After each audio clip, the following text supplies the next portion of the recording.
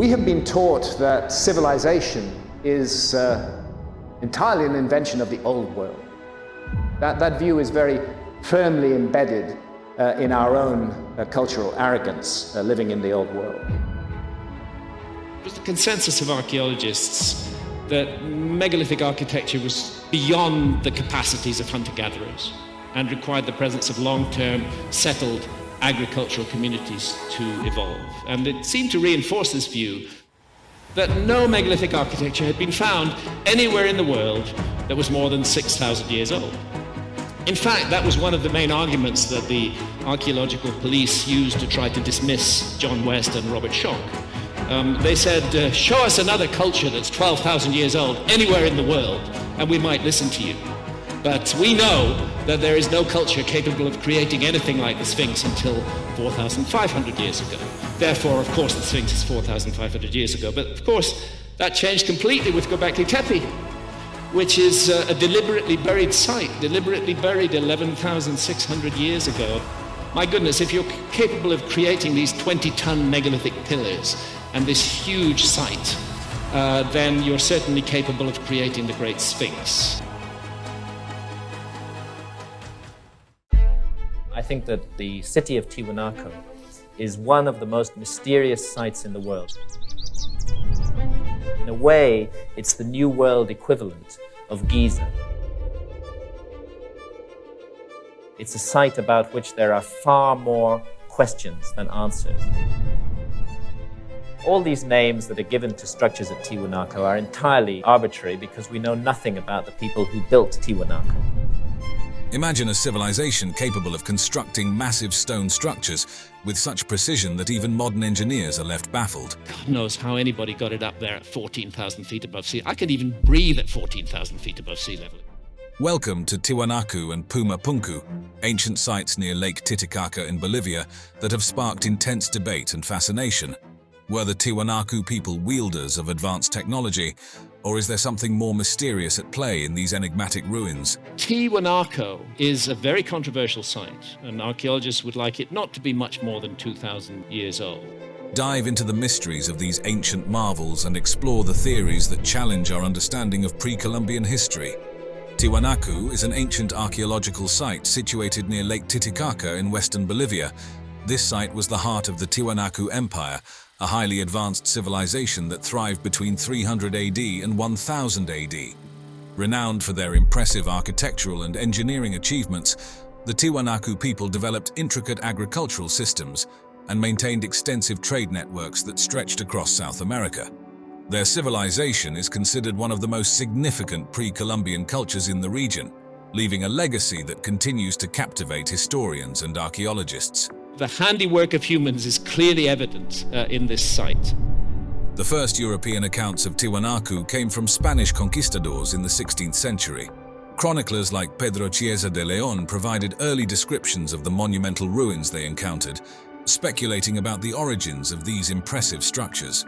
These initial reports highlighted the grandeur and mystery of Tiwanaku, sparking curiosity and interest in the site for centuries to come. In the late 19th century, the first detailed studies of Tiwanaku began to take shape. American archaeologist and diplomat Ephraim George Squire visited the site in 877, meticulously documenting the ruins through detailed descriptions and drawings. His work provided valuable insights into the architectural complexity of Tiwanaku. Around the same time, French explorer Charles Wiener also documented the site, contributing further to the growing body of knowledge about this ancient civilization. These early efforts laid the foundation for ongoing research, ensuring that Tiwanaku remains a vital subject of archaeological study and discovery. We're going to see more physical evidence for this, more as time goes by. The key structures and features of Tiwanaku are as fascinating as they are monumental. One of the most significant structures at the site is the Akapana Pyramid. This large, terraced mound stands approximately 16.5 meters high and spans a base area of around 200 meters by 250 meters. The pyramid's design is thought to emulate a sacred mountain, reflecting the religious and cultural importance placed on such natural formations. To prevent water damage and erosion, a sophisticated drainage system was integrated into the pyramid. This system included a network of stone-lined channels and underground conduits that efficiently diverted rainwater away from the structure, showcasing the advanced engineering skills of the Tiwanaku people. The pyramid's terraces were constructed using a combination of large stone blocks and compacted earth. The stone blocks were precisely cut and fitted together without the use of mortar, demonstrating the builders' high level of craftsmanship.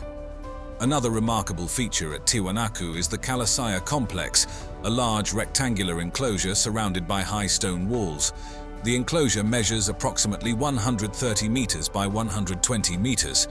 Within the Kalasaya complex stands the famous Gateway of the Sun, a massive monolithic archway carved from a single block of andesite stone. The Gateway of the Sun is about 3 meters high and 4 meters wide, with an estimated weight of 10 tons. The intricate carvings on the gateway include depictions of deities and astronomical symbols believed to be related to the Tiwanaku calendar and cosmology. These carvings highlight the Tiwanaku people's advanced understanding of astronomy and their integration of celestial events into their religious practices. There's curious astronomical alignments at Tiwanaku. The site was aligned to the summer solstice in 10,500 BC. Equally impressive is the semi-subterranean temple, an imposing sunken courtyard measuring about 28.5 meters by 26 meters. One of the most distinctive features of this temple is the collection of carved stone heads embedded in its walls. These heads protrude from the walls at various heights and angles, representing a diverse array of facial features. Some scholars suggest that these heads symbolize different ethnic groups or important individuals, reflecting the Tiwanaku civilization's diversity and social complexity. Similarly fascinating is Puma Punku, another marvel of the Tiwanaku civilization. Puma Punku was known to Spanish explorers in the 16th century, just like the main Tiwanaku site.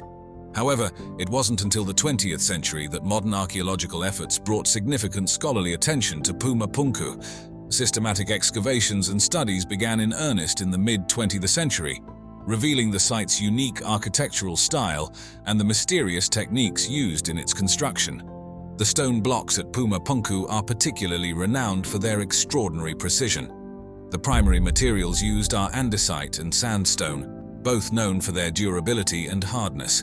The stones are cut with such exactitude that the joints between them are virtually invisible, so precise that even a razor blade cannot fit between the stones. The exact methods used to cut and shape the stones at Puma Punku remain a topic of debate and fascination.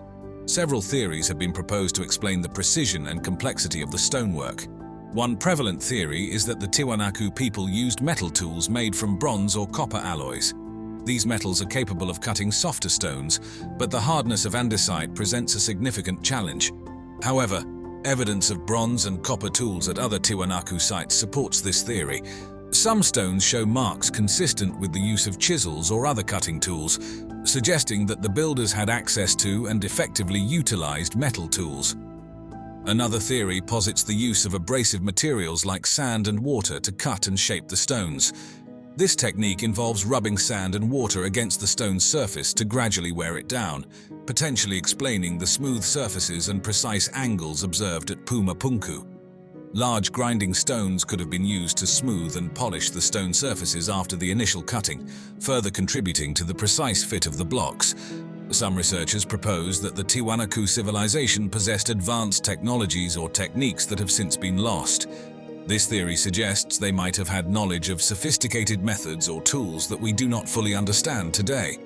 A fringe theory, popularized by some alternative history proponents, suggests that extraterrestrial beings assisted the Tiwanaku people in constructing Puma Punku. Some people think that the answer is extraterrestrial visitors. I don't think that's the answer, but who knows? While this theory captures the imagination, it is not supported by mainstream archaeology and remains speculative.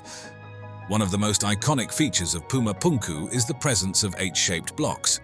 These blocks are a testament to the advanced engineering and architectural skills of the Tiwanaku civilization. The H-shaped blocks interlock in a modular fashion, suggesting they were designed to fit together in a specific configuration. This modularity indicates a highly planned and sophisticated approach to construction. The H-blocks vary in size, but many are approximately 1 meter high and wide, with a depth of about half a meter. Each block weighs several tons, with some of the largest estimated to weigh over 10 tons. Creating these H-blocks would have required advanced stone-cutting techniques.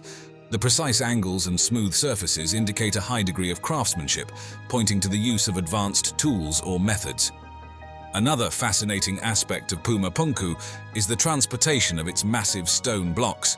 Some of these blocks weigh over 100 tons and were transported from quarries located several kilometers away. One widely accepted theory is that the Tiwanaku people used wooden sleds to transport the large stone blocks. These sleds could have been pulled by large groups of workers, leveraging human muscle power. The use of log rollers beneath the sleds could have facilitated the movement of the heavy stones. As the sled moved forward, workers would have placed logs in front of it, continuously rolling the sled over the logs. Given the absence of large domesticated draft animals in the region during that period, it is more likely that large teams of workers, organized and coordinated, performed the task using simple machines like levers and inclined planes to aid in lifting and moving the massive stones. The Tiwanaku civilization likely mobilized a substantial labor force, with coordinated efforts similar to those used in other ancient construction projects, such as the building of the Egyptian pyramids. Some theories propose that Lake Titicaca, which was larger and closer to the site during the time of the Tiwanaku civilization, could have been used to transport the stones by rafts. This method would have involved floating the stones across the lake before moving them overland for the final leg of the journey. The use of earthen ramps is another plausible theory. Ramps could have been built to gradually elevate the stones to their intended positions. This method would have required significant labor and planning, but is consistent with techniques used by other ancient civilizations. Simple machines such as levers and pulleys could have been employed to lift and position the stones. These tools, combined with ramps, would have allowed the Tiwanaku builders to achieve the precise placement required for their structures. The precision stonework at Puma Punku is often compared to the masonry of the Egyptian pyramids, particularly the Great Pyramid of Giza. Constructed around 2580 to 2560 BCE, the Great Pyramid consists of millions of limestone blocks, some weighing up to 80 tons. The precision of the blocks and the alignment of the pyramid with celestial bodies reflect advanced engineering and architectural knowledge. Similar to the Great Pyramid, Puma Punku's stone blocks are meticulously cut and perfectly fitted together. The precision seen in both sites suggests a high level of planning and execution, pointing to the possibility that both civilizations had advanced knowledge of construction techniques and tools, although the exact methods remain debated. I mean, it's just crazy. We've talked about, alternative theories to how the pyramids were built. Yeah. I'm willing to accept that the Great Pyramid was largely completed by the ancient Egyptians.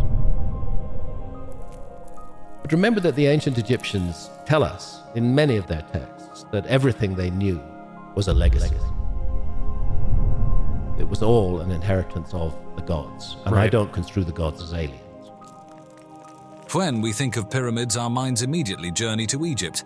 The towering Giza plateau with its majestic stone structures has long captured the world's fascination.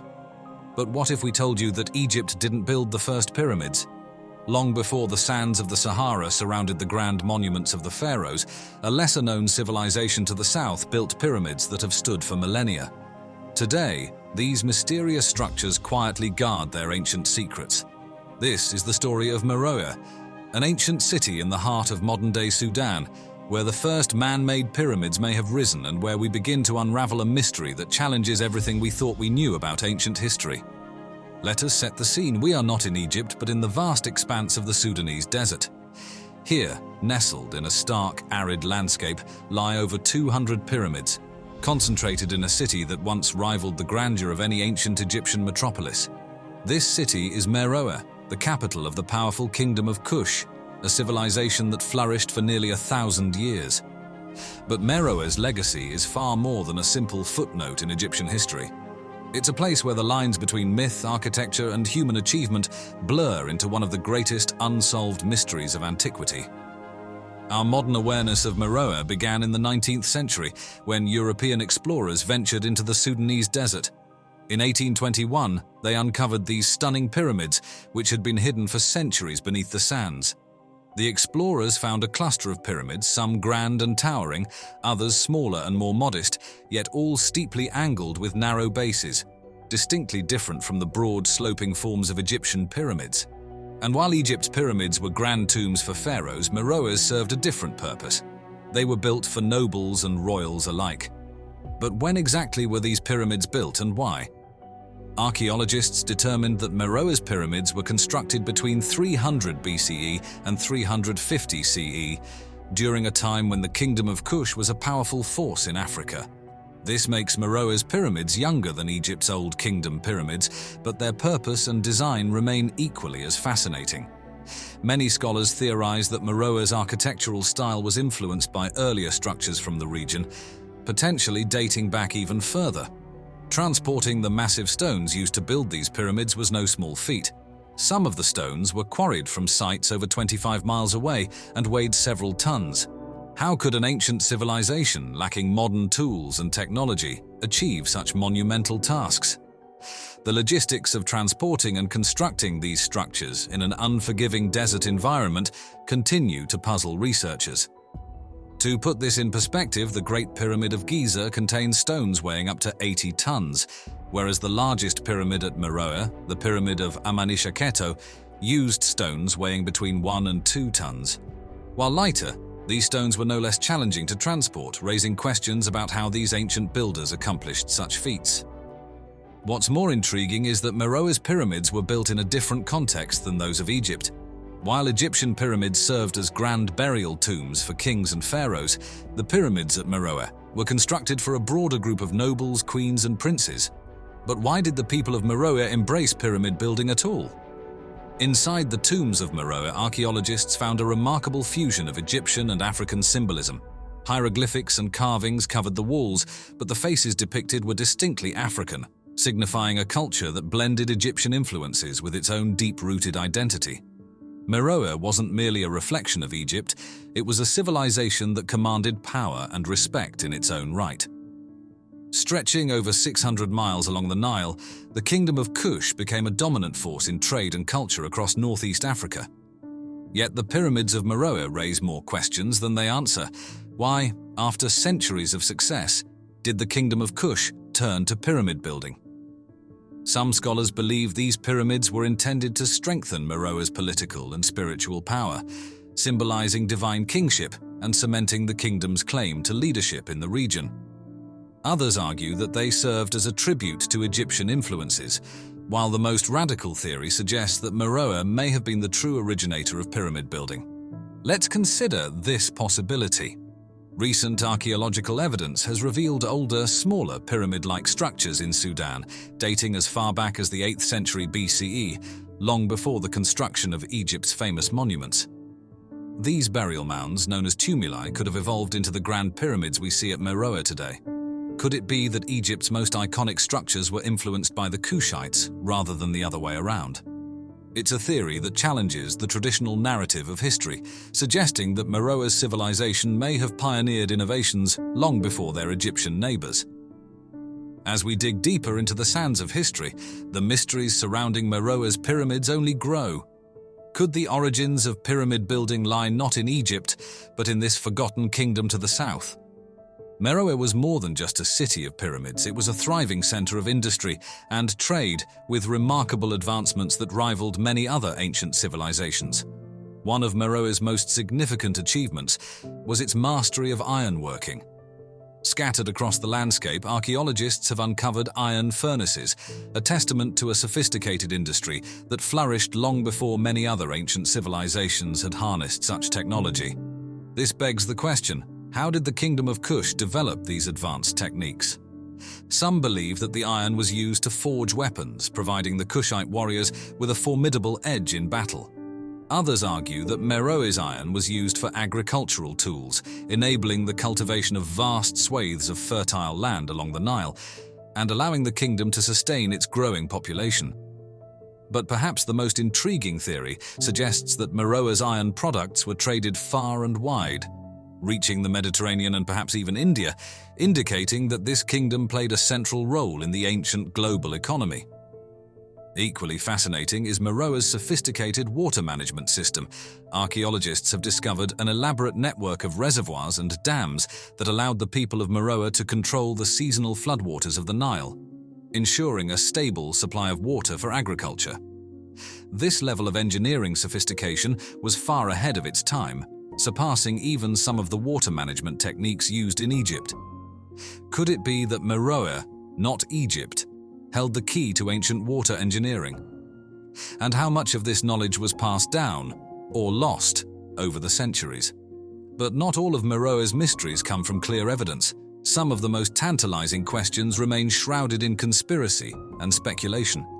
One popular theory suggests that Meroe's decline was not a result of natural collapse but of deliberate sabotage. After the Romans conquered Egypt, could they have seen Meroe as a threat?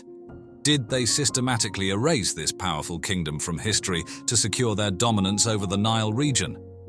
This theory becomes even more intriguing when we consider the state of the pyramids themselves. Unlike the carefully maintained pyramids of Egypt, the pyramids of Meroe were intentionally defaced. Their smooth limestone casing was stripped away, leaving them exposed to the harsh desert winds. But who did this, and why? Was it Roman forces seeking to obliterate Meroe's legacy, or was there an internal conflict that led to the destruction of these grand monuments? Then there are whispers of a lost treasure buried within the pyramids, a fortune that has yet to be discovered. But perhaps the most valuable treasure Meroe has to offer is not gold or jewels, but knowledge. The understanding of an ancient world that continues to challenge everything we thought we knew about history. The pyramids of Meroe may not be as famous as the pyramids of Giza, but they are more numerous and cover a broader landscape that once teemed with life and activity. The construction techniques, while different, display an ingenuity that rivals that of Egypt's builders. And while Egypt's pyramids were built for a select few god kings, Meroe's were designed for a wider range of society, reflecting a more diverse and inclusive social structure. Mystery, intrigue, and a lost civilization waiting to be rediscovered. This is the true legacy of Meroe. As the sands continue to shift over the ancient city, they may one day reveal even more secrets about this extraordinary civilization. Could it be that Meroe, not Egypt, is where the story of pyramids and so much more truly began? Like many travelers before me, I too have reached the gates of Timbuktu. Timbuktu the mysterious, Timbuktu the holder of secrets, Timbuktu the center of knowledge. Timbuktu was one of the wonders of the ancient world. It was a type of Shangri-La or Atlantis. People thought that there was a land beyond the deserts of the Sahara where gold lined the streets, and it was a type of sumptuous kingdom. Beneath the scorching sun and swirling sands of the Sahara Desert lies a city whose very name invokes mystery and wonder, Timbuktu. Once a beacon of trade, knowledge, and wealth, today it is known by few, understood by even fewer. Yet, Timbuktu is not just a relic of the past. It is a testament to human ambition, ingenuity, and survival in one of the harshest environments on Earth. But how did this fabled city come to be? How could a thriving center of wealth and knowledge emerge in the heart of a seemingly inhospitable desert? Timbuktu has different phases within its existence, and all of the groups participated in the different phases of development. Our journey begins in the early 14th century, during the reign of the Malian emperor Mansa Musa. His wealth was so immense that his pilgrimage to Mecca reportedly devalued gold in regions he passed through. Yet Musa's most enduring legacy was not his riches, it was the flourishing of Timbuktu, a city destined to become a hub for commerce and scholarship. The first mystery of Timbuktu, however, lies not in its origin, but in what was discovered centuries later.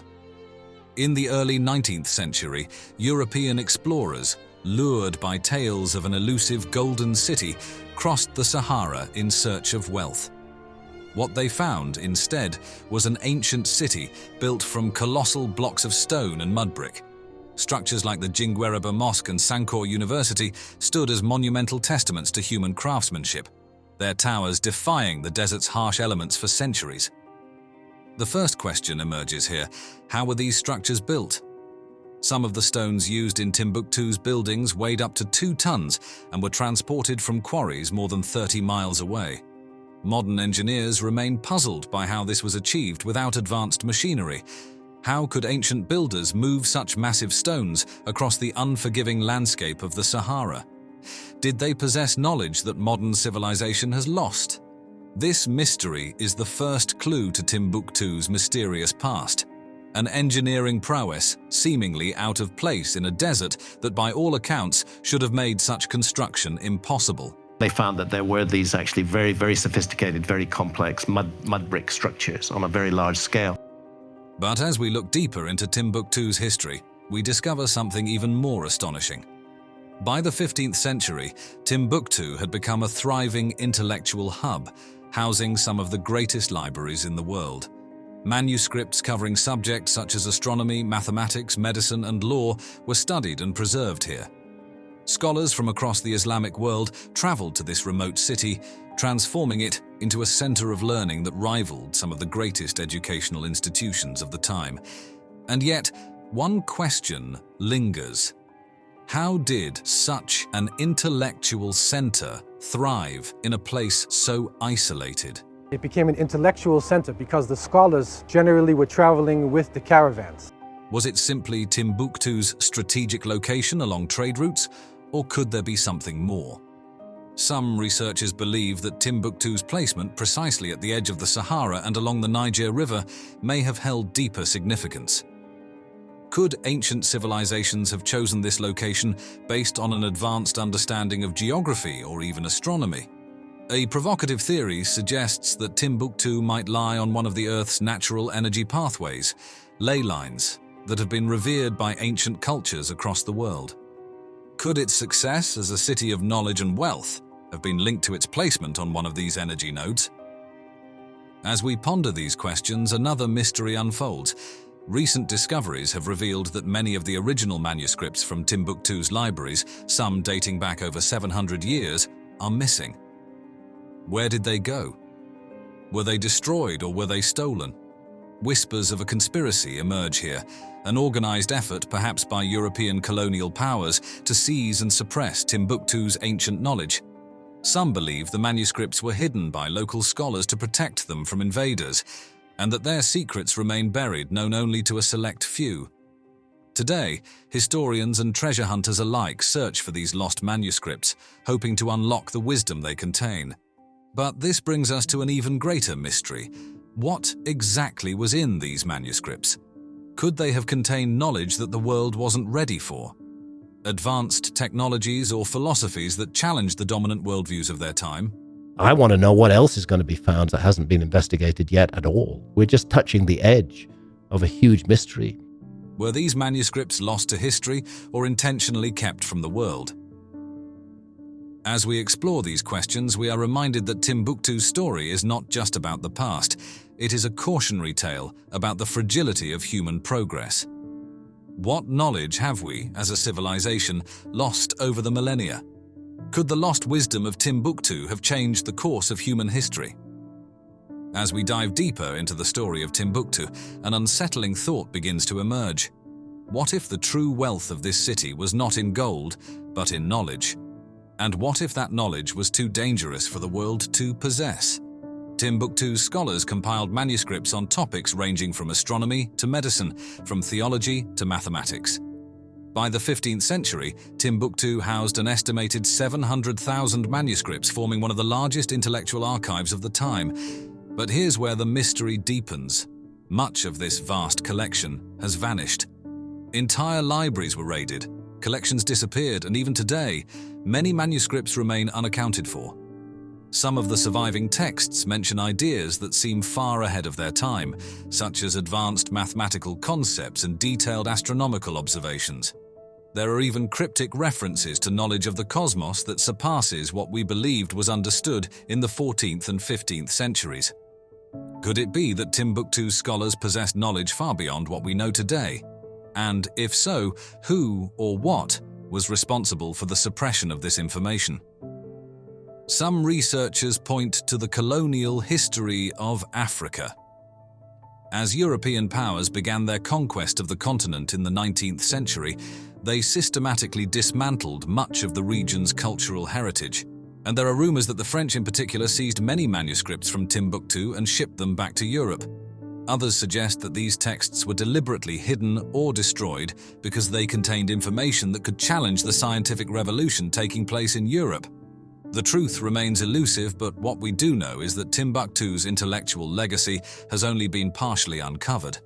Many of the remaining manuscripts are locked away in private collections, deteriorating from neglect. Could these hidden texts hold the answers to the mysteries that still surround Timbuktu? But the intrigue does not end with the manuscripts. Archaeologists working in the region have uncovered ruins of other ancient cities near Timbuktu, suggesting the area was part of a larger, interconnected civilization. Some of the stones used in Timbuktu's structures weigh several tons and were transported from quarries miles away. How could these feats of engineering have been accomplished without modern machinery? And could there be a connection between the builders of Timbuktu and the ancient Egyptians? Adding to the mystery, some of these structures remain unfinished, as though the builders abruptly stopped their work. Why would a city so rich in knowledge and wealth suddenly fall into decline? Environmental changes may provide part of the answer. As the Sahara continued to expand, trade routes shifted, and the resources that once sustained Timbuktu dwindled. But others suggest that external forces may have played a role. Some theorists argue that jealous foreign powers or even secret societies conspired to bring about the city's downfall. One of the most persistent theories involves the lost riches of Timbuktu. According to legend, Mansa Musa's wealth wasn't only in gold. He may have possessed ancient artifacts and manuscripts from a forgotten civilization. Some believe that these treasures remain hidden beneath the city, waiting to be discovered. Could Timbuktu's greatest secret be something far more valuable than gold? As we conclude our journey, one thing is clear: Timbuktu's mysteries are far from solved. What knowledge was lost, and why? What still lies hidden beneath centuries of sand and secrecy? Recent efforts to preserve Timbuktu's heritage have been met with both success and challenge. Instability in the region and the harsh desert climate threaten the remnants of the city's once great libraries. Yet, new archaeological techniques such as ground-penetrating radar have revealed that entire sections of the city may still be buried. Could these hidden chambers hold the answers to the questions we've been seeking? Or could they contain even greater secrets? Secrets that could reshape our understanding of history, civilization, and the very nature of knowledge. There's been some developments involving the Richat Structure. This site keeps on getting more and more interesting, and the evidence continues to stack that it is by far the most likely location for Atlantis. Now, for those of you who don't think that, if nothing else, I'm here to tell you that the evidence has become more apparent than ever. The Richat Structure, often referred to as the Eye of the Sahara, is one of the most captivating and mysterious geological formations on Earth. Situated in the heart of the Sahara Desert, this massive circular formation has intrigued scientists, explorers, and theorists for decades. Its discovery and subsequent studies have led to a wealth of theories and speculation, reflecting the profound mystery surrounding its origin. Was a massive structure once here that suddenly vanished? Could it have had a massive impact on planet Earth? Or could it be an ancient mining site used by perhaps aliens or another advanced civilization? Could humans have had a role in this mysterious formation? The Richat Structure first came to the attention of the scientific community in the 1930s, when French geologist Théodore Monod embarked on an expedition to explore the vast and largely uncharted Sahara Desert. Monod's expedition was primarily focused on geological mapping, but during his travels, he noticed a peculiar circular formation that stood out starkly against the otherwise monotonous landscape of the desert. This structure, visible from higher elevations, appeared as a large bullseye-like pattern in the sand, prompting initial curiosity, but not immediate investigation. It wasn't until the 1960s, during the era of space exploration, that the true scale and nature of the Richat Structure were fully appreciated. Astronauts aboard NASA's Gemini 4 mission captured high-resolution images of Earth, including the Sahara Desert, from space. From this vantage point, the structure was clearly visible as a colossal, circular formation stretching across a significant portion of the desert. These images ignited interest within the scientific community, leading to more focused research and exploration. Upon its discovery, the Richat Structure's origin was the subject of intense debate and speculation. Its nearly perfect circular shape led many to hypothesize that it was the result of a meteorite impact, as such craters often exhibit similar features. However, as scientists began to study the structure more closely, they realized that the truth was far more complex and mysterious. One of the most striking aspects of the Richat structure is its size. The formation spans approximately 40 kilometers in diameter, making it visible from space and one of the most prominent geological features in the Sahara Desert. To put this into perspective, the structure is roughly equivalent in size to the city of Paris or the entire area of New York City.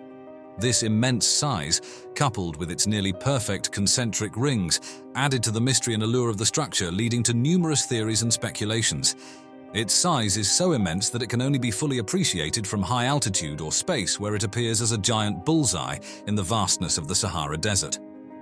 Detailed geological studies eventually debunked the meteorite impact theory. There was no evidence of the high-pressure minerals, such as shocked quartz, that are typically associated with impact events. Instead, researchers determined that the Richat structure was a deeply eroded geologic dome composed of different layers of sedimentary rock that had been exposed over millions of years. The concentric rings were found to be the result of differential erosion, where harder rock layers resisted erosion more effectively than softer layers, creating the distinct bullseye pattern visible today. The Richat structure's unique geology offers several fascinating insights into Earth's distant past. The structure is composed of Proterozoic sedimentary rock, which is estimated to be over 2.5 billion years old, making it one of the oldest geological formations on the planet. The central part of the structure is composed of Ordovician rocks, which are about 480 million years old. This wide range of geological ages provides a window into the Earth's early history, offering valuable clues about the geological processes that shaped the Sahara region. One of the most visually striking aspects of the Richat structure is its resemblance to a human eye when viewed from space, a feature that has earned it the nickname Eye of the Sahara. The formation's circular shape, combined with its concentric rings, gives the impression of an eye gazing out from the desert, a phenomenon that has captured the imagination of many and contributed to its mystical aura. While the idea that the Richat structure was created by a meteorite impact has been discredited, the exact process behind its formation remains a subject of scientific debate. The most widely accepted theory suggests that the structure is the result of a volcanic eruption that never fully breached the Earth's surface. According to this theory, magma from deep within the Earth began to push upwards, creating a domed uplift in the overlying sedimentary rock layers. However, instead of forming a volcano, the magma cooled and solidified below the surface, leading to the gradual collapse of the dome. Over millions of years, erosion exposed the concentric rings that are visible today. Another theory posits that the Richat structure could have been formed by hydrothermal activity. This process involves the circulation of hot water through rock layers, causing chemical alterations that can lead to the formation of circular patterns. Although less widely accepted than the volcanic theory, it remains a possibility that some scientists continue to explore. The formation of the Richat structure is also believed to be connected to the tectonic activity that shaped the Sahara region. The Sahara Desert, though largely flat today, was once a much more dynamic landscape, influenced by the movement of tectonic plates. The structure may represent the remnants of a much larger geological process that occurred when the African continent was still undergoing significant tectonic upheaval. The immense size and complexity of the Richat structure make the idea of human construction seem highly improbable. Spanning a diameter of 40 kilometers, with rings that are perfectly concentric and several kilometers wide, the structure would have required an immense amount of labor, advanced engineering knowledge, and a purpose that remains difficult to conceive. Additionally, there is no evidence of human activity or artifacts that would suggest the structure was man-made. However, some fringe theories have suggested that the Richat structure could have been an ancient construction, possibly by a lost civilization. These theories are often linked to the legend of Atlantis, the mythical city described by Plato. Proponents of this theory argue that the structure's size, shape, and location correspond to descriptions of Atlantis, leading them to speculate that it could be the remains of this legendary city. This theory has gained traction in recent years, fueled by the structure's circular shape, size, and location in the Sahara Desert. The theory suggests that the Richat structure could be the remains of Atlantis, as described by the ancient Greek philosopher Plato. Plato's dialogues describe Atlantis as a powerful and advanced civilization that existed around 9,000 years before his time. He depicted it as a large island, divided into concentric rings of land and water, located beyond the Pillars of Hercules, which is commonly associated with the Strait of Gibraltar. Proponents of the Atlantis theory argue that the Richat structure's concentric rings closely match Plato's description, and its location in the Sahara Desert could correspond to the island's destruction and subsequent desertification. Establishing the age of the Richat structure has been a complex task due to the varied composition of its geological layers. However, scientists have been able to estimate its age based on the ages of the rocks that make up its various layers. The central part of the structure is composed of Ordovician rocks, approximately 500 million years old, while the outer layers are made up of even older Proterozoic rocks, dating back more than 2.5 billion years.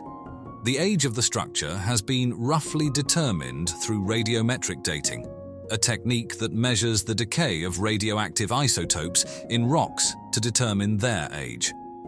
By analyzing the different layers of rock within the structure, scientists have pieced together a timeline of its formation, revealing that the structure is one of the oldest geological formations on Earth.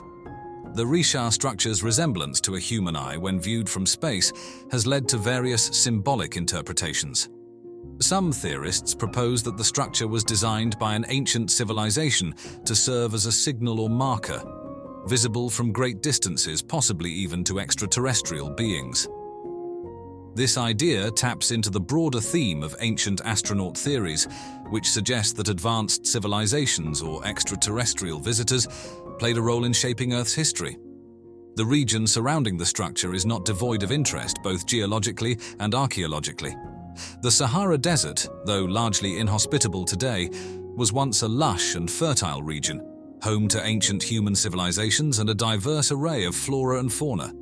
Evidence of ancient river systems, now long dried up, has been found throughout the Sahara, indicating that it was once a much more habitable environment. While the most widely accepted theory is that the Richat structure is a natural geological formation, the lack of definitive evidence for its origin has led to various alternative theories. Some suggest that the structure could be the remnants of a massive ancient caldera, the result of a supervolcano that once existed in the region. This theory posits that the structure was formed by a massive volcanic eruption that collapsed the magma chamber, creating the concentric rings seen today. However, this theory is not widely supported, as there is no evidence of volcanic rock or ash in the area. Another theory proposes that the Richat structure could have been a site of ancient mining activity.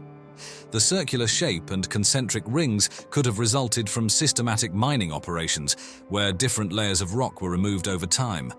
However, there is no archaeological evidence to support this theory, and it is unlikely that ancient peoples would have had the technology or resources to undertake such a massive project. While these ideas are largely speculative, they highlight the enduring fascination with the Richat structure and its potential significance in human history. Are we secure on the dating of all the structures above water on Malta? And I suggest strongly that we're not. Yeah. There are very few carbon dates from Malta, and the new dating work that's been done there hasn't added usefully to that database. Been very little carbon dating done on the Maltese temples. And that carbon dating is itself insecure. Malta used to be joined to Sicily during the Ice Age. Malta wasn't an island, it was part of the mainland. Yeah.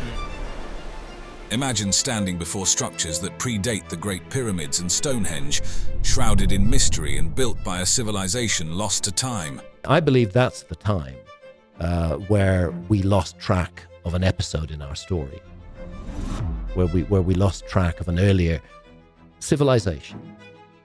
Welcome to the megalithic temples of Malta, some of the oldest freestanding structures on Earth.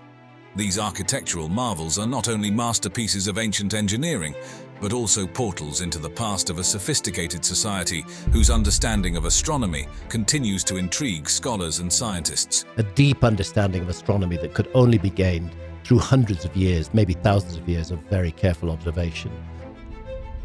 Join us as we explore the secrets these stone giants hold, revealing insights into a world both ancient and astonishingly advanced. Despite their historical and architectural significance, these ancient temples were not recognized for their true value until the late 19th century. Before this period, local awareness of their antiquity was minimal, and preservation was not considered a priority. Throughout earlier centuries, the temples suffered from local farming and building practices that led to significant deterioration. Stones from these structures were frequently removed and repurposed for new construction projects. A lot of archaeology that gets done doesn't get done because of a targeted search. It may be because a dam is being built or a new highway is being built. The first documented mention of the temples appeared in Jean-Quentin d'Autin's 1536 publication Insulae Militae Descriptio, which noted the existence of ancient ruins on Malta, though detailed archaeological interest would only take shape much later. Dating from 3600 BC to 2500 BC, these temples are older than both Stonehenge and the Egyptian pyramids. Recognizing their profound historical and cultural significance, several of the temples were designated as UNESCO World Heritage Sites in 1980. This recognition was a crucial step in ensuring their preservation and promoting further scholarly research and public awareness. Systematic studies and excavations of these sites began in earnest in the early 20th century with Sir Themistocles Zamet, a man of many talents including archaeology, medicine, history, and curation. Starting around 1905, Zamet's extensive archaeological work marked a significant pivot towards the scientific exploration of these structures. His efforts established a chronological framework for the construction and usage of the temples, greatly enhancing our understanding of prehistoric Maltese culture. A lost civilization of prehistoric antiquity. Zamet's findings not only attracted international scholarly interest, but also helped increase tourism, bringing additional funding and support for further studies. Among his discoveries were numerous artifacts, including pottery, tools, and the iconic Fat Lady figurines, thought to represent a fertility goddess or a maternal figure. Continuing from the fascinating historical backdrop and archaeological discoveries, the megalithic temples of Malta are not just ancient architectural marvels. They are sophisticated structures that intricately reflect the socio-religious fabric of the society that constructed them. Their design demonstrates an advanced knowledge of stonework and astronomy. The temples are renowned for their unique trefoil layout, which consists of 3 semicircular chambers connected by a central corridor. This design is not only unique to Maltese temple architecture, but is also laden with symbolic meanings. It could represent various stages of life, celestial bodies, or deities from local mythology, with the repetition of the number 3 perhaps signifying a sacred or divine principle in their cosmology. Functionally, these chambers likely serve diverse ritualistic or communal purposes, each possibly dedicated to different aspects of life or deities. The layout itself facilitates processional movements, which are believed to have been part of the ritual activities conducted within these sacred spaces. Moreover, the orientation and layout of the temples are marked by astronomical precision. For instance, the Manadra South Temple aligns with the equinox sunrise, allowing light to flood the main corridor and central chambers at specific times of the year. This dramatic interplay of light and shadows could have been crucial for marking seasonal changes and regulating ceremonial calendars. There was a highly sophisticated knowledge of the precession of the equinoxes, that it's impossible to trace how far back it goes. The choice of temple locations also takes into account visual and environmental factors, such as line of sight to important landscape features, horizon visibility for astronomical observations, and protection from prevailing winds, showing a sophisticated integration of architecture with the natural landscape. The structural engineering techniques used in the temples also reveal the builders' innovative approaches. The use of corbelling, where stones are laid horizontally and each successive layer extends slightly beyond the one below, allowed the creation of self-supporting domed or vaulted structures. This early form of arch construction, predating Roman arches, illustrates their advanced engineering capabilities. Additionally, the flexibility inherent in the corbelling and the interlocking of megaliths without mortar could have provided some resistance to seismic activity, an important consideration given Malta's location within the Mediterranean seismic belt. The decorative elements of the temples further enrich their architectural sophistication. Elaborate carvings and reliefs, including spirals, animal figures, and plant motifs, are deeply engraved into the limestone. These decorations are not merely ornamental. They are imbued with symbolic meanings, possibly representing fertility, the cycle of life, or a connection to nature. Artifacts such as the famous Fat Lady sculptures and other statuettes found in and around the temples suggest that these sites also served as focal points for art and culture. Additionally, traces of red ochre found on some temple walls indicate that color was used either to enhance certain carvings or to demarcate special areas within the temples, adding another layer to the sophisticated aesthetic and ceremonial aspects of the temple architecture. The construction techniques used in the megalithic temples of Malta further highlight the advanced engineering of their creators.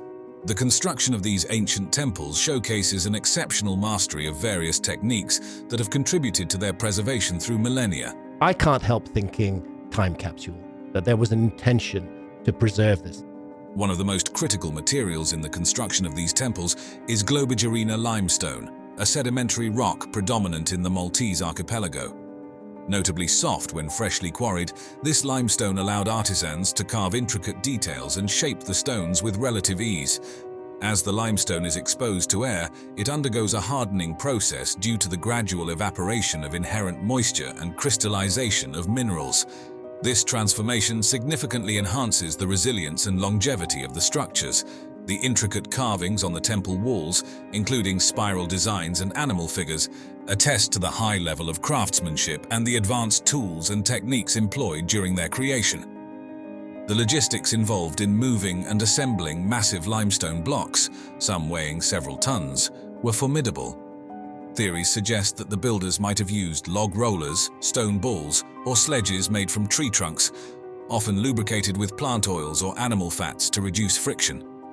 This suggests a highly organized society with clear hierarchies and labor specialization, capable of coordinating large-scale construction efforts. There is also evidence to suggest that ramps made from earth or smaller stones were used to position these large blocks, similar to techniques used in other ancient civilizations.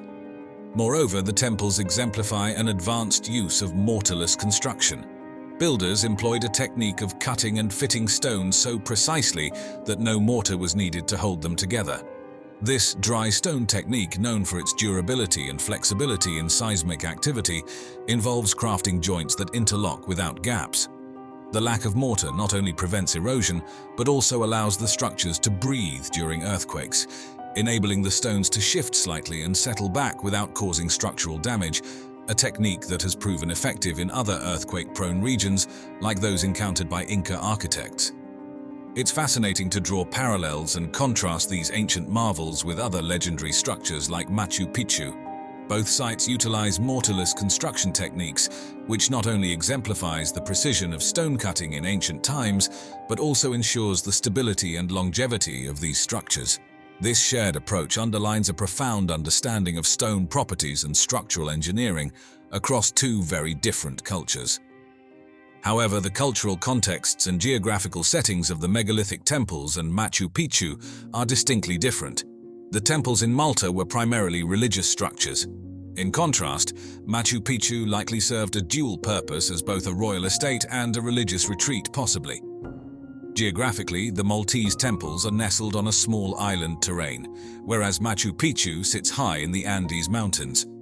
These differences reflect how each culture adapted its architectural styles and techniques to fit its environment and societal needs. During World War II, Malta's strategic position in the Mediterranean made it a prime target, leading to heavy bombings. The value of the megalithic temples was recognized during these turbulent times, prompting significant protective measures. One notable method was the sand covering technique used at sites like Hagar Kim, where heaps of earth and sand were piled over the temples to cushion the impact of bomb blasts and prevent damage from flying debris. While this method helped prevent direct damage during air raids, it also introduced challenges like moisture retention, which could accelerate erosion of the stonework. After the war, extensive surveys and careful removal of sand were necessary to assess any damage and prevent further stress on the ancient stones.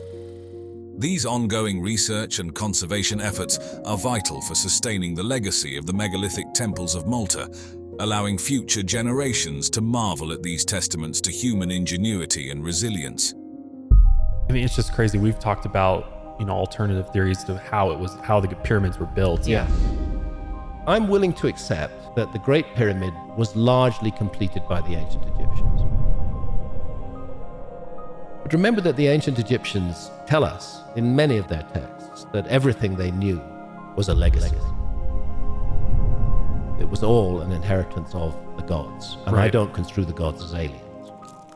Beneath the sands of modern-day Sudan and southern Egypt lies the story of a civilization whose architectural prowess rivaled that of the ancient Egyptians, the Nubians. I think we're looking at hints and clues that something is missing in our story. Known for constructing more pyramids than their northern neighbors, the Nubians created a kingdom of extraordinary wealth, culture, and power. But as the tides of history shifted, their grand structures were gradually reclaimed by the desert, and their story obscured by the sands of time. I want to know what else is going to be found that hasn't been investigated yet at all. We're just touching the edge of a huge mystery.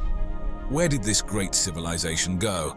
And what secrets do their ancient cities and towering pyramids still hold?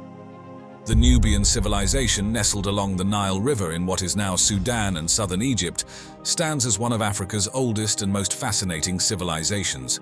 A great civilization that had been destroyed and that had left some survivors who had come to Egypt. With a history that stretches back to the Neolithic period, Nubia is celebrated for its complex social structure, advanced architectural prowess, and dynamic interactions with ancient Egypt. The story of Nubia's exploration and its archaeological significance unfolds with intriguing depth, particularly when considering its ties to Egypt. During the 19th century, as European powers expanded their reach across Africa, scholars and archaeologists often accompanied colonial expeditions, initially focusing on the pharaonic marvels of Egypt due to their spectacular allure and global fascination. However, these explorers soon ventured into modern-day Sudan, where they uncovered the rich heritage of Nubia. Yes, there's been some archaeology in the Sahara Desert, but not very much. Richard Lepsius, a pioneering German Egyptologist, was one of the first to document Nubian antiquities extensively during his Prussian expedition from 1842 to 1845. His meticulous records and sketches provided a detailed overview of Nubian archaeological wealth, charting numerous sites including temples, tombs, and entire settlements previously unknown to the broader scholarly community. Yet these early explorations were not without their challenges. Adventurers faced harsh climates and political instability, and their initial perceptions of Nubia were often clouded by colonial biases, frequently underestimating the sophistication of the Nubian civilization in comparison to their northern neighbors, the Egyptians. Nubia's relationship with Egypt was marked by periods of both conflict and cooperation, with Nubian kings at times dominating Egypt, especially during the 25th dynasty, also known as the Nubian dynasty. This era is crucial for understanding the significant influence Nubians had on Egyptian politics, culture, and religion. Pharaoh Taharqa, a notable ruler of this dynasty, oversaw an era of considerable architectural and cultural achievements, with extensive building projects in both Egypt and Nubia. His contributions in Thebes and Karnak, showcasing a blend of Egyptian and Nubian artistic styles, are particularly well documented. The rediscovery of the Nubian dynasty has been pivotal, highlighting the Nubians not just as conquerors but as integrators who significantly enhanced the Egyptian state's infrastructure and cultural life. Turning our gaze to a broader horizon, comparing Nubia and Mesopotamia offers fascinating parallels. Both civilizations flourished around mighty rivers, the Nile for Nubia and the Tigris-Euphrates for Mesopotamia, providing the fertile ground that supported dense populations and the development of complex societies. Just as Nubia interacted with Egypt, Mesopotamia had dynamic relationships with its neighbors, engaging in both cultural exchanges and military conflicts. Architecturally, while Nubia is renowned for its pyramids and monumental temples, Mesopotamia is credited with the development of ziggurats and the pioneering use of brick as a primary building material. Both regions also developed their writing systems, with cuneiform in Mesopotamia and Meroitic scripts in Nubia, which were vital for administrative, religious, and cultural expressions, remaining crucial for archaeologists and historians in understanding these ancient societies. If you wish to pass information to a distant future, you wouldn't be smart to just write it down. How can we know that our script is going to be readable by any other culture, let's say 10,000 years in the future? George Reisner's pioneering archaeological work in Nubia at the beginning of the 20th century has dramatically enhanced our understanding of the ancient kingdom of Kush, shedding light on a civilization that was at various times a rival and a partner to ancient Egypt.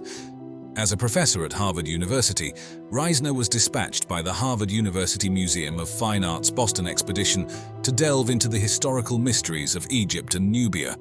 His investigations in Nubia were among the first to apply scientific archaeological methods in the region, establishing new standards for documenting the excavation process that would influence future archaeological endeavors.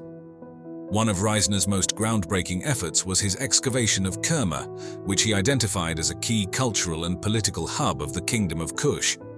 This discovery was particularly significant as Kerma's importance had previously been overshadowed by more well-known Egyptian sites. At Kerma, the most striking find was the defufa, a towering mud brick structure that remains one of the largest and oldest of its kind in the world. Reisner suggested that the defufa served a religious and possibly administrative function, a topic that continues to spark debate among scholars regarding its specific role. Further excavations at the royal cemeteries in Kerma unearthed a wealth of information about the burial customs of the Kushite elite. The tombs revealed a rich array of grave goods, including pottery, gold, and bronze artifacts, which spoke of a highly sophisticated culture with expansive trade networks. Additionally, evidence of human sacrifices at these sites suggested that the Kushites engaged in complex funerary rituals, underscoring the depth of their religious beliefs. The layout of Kerma, as uncovered by Reisner, indicated a highly organized urban center, complete with residential areas, production centers, and extensive fortifications. This insight provided a new perspective on the urban planning and architectural sophistication of the Kushite civilization, challenging the then prevailing notion that Nubian culture was perpetually subordinate to that of ancient Egypt. Instead, Reisner's findings highlighted the distinctiveness of the Nubian civilization and its ability to influence and control vast territories, including parts of Egypt at various times. Reisner's systematic approach to excavation and his rigorous documentation practices set new benchmarks in the field of archaeology. He was a pioneer in using stratigraphy for dating purposes, which allowed for a more accurate understanding of the chronological sequence of the sites he excavated. The legacy of his work continues to serve as a foundational resource for subsequent research on Nubia, inspiring generations of archaeologists to further explore the complexities of Nubian history and its interconnections with other ancient civilizations. As we continue to unravel the intricacies of this ancient society, Reisner's contributions remain invaluable, providing a robust framework for understanding not only Nubia's past, but also the broader narratives of ancient world histories. The rediscovery of Nubian pyramids and the archaeological efforts to save Nubian heritage in the wake of the Aswan High Dam's construction have provided profound insights into this ancient civilization. Archaeology is often driven by accidental finds. Maybe a road is going to be built, maybe a railway is going to be built. A lot of archaeological discoveries are made as a result of that. Nubian pyramids offer a stark contrast to their Egyptian counterparts. These structures are characterized by their steep and narrow sides and much smaller bases, ranging from approximately 6 to 30 meters across, unlike Egypt's Great Pyramid of Giza, which spans over 230 meters at its base. Constructed with stepped courses of horizontally laid stone blocks, Nubian pyramids typically feature a small chapel at the base facing east, housing offerings and a stele with inscriptions about the deceased. The burial practices within these pyramids reveal a lot about the Nubians. These pyramids were not just final resting places, but also a testament to the wealth and power of the Kushite royalty and elites, reflecting a hierarchy and religious practices influenced by, yet distinct from, Egyptian traditions. Moreover, the art and hieroglyphic inscriptions on the walls of these pyramids offer critical insights into the religious beliefs and daily life of the Kushites, often including prayers and spells similar to those found in Egyptian texts, but adapted to local contexts and deities, highlighting the syncretic nature of Nubian religion. Continuing on the theme of comparisons, looking at Nubian and Mayan pyramids side by side offers fascinating insights. Both civilizations built pyramids, yet their purposes and designs reflect different cultural priorities and environmental conditions. Nubian pyramids, primarily serving as tombs for royalty, featured steep sides and narrow bases and were constructed of stone. In contrast, Mayan pyramids, often broader and less steep, served primarily religious purposes, hosting rituals and sacrifices at their summits, often accessible via a series of steps.